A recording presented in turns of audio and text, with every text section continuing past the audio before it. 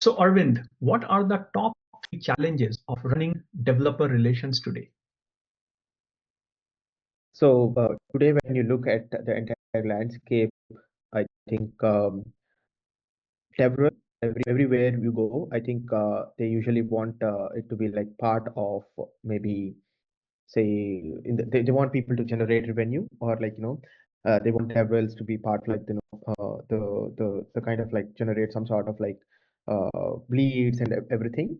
So one of the top reasons that a devrel potentially like face challenges in right, it's not traditional marketing, and then the challenge is to like educate the users and also like parallelly drive value for the company. So in many cases it's really difficult. That's a very popular challenge. Like that's a difficult area to work. And second, there's also more on the like education side of things. That's another challenge. It's also like how do you maintain building the community by working with others. These are like top common challenges with development. There might be many other various areas like when it comes to domains, etc. Thank you.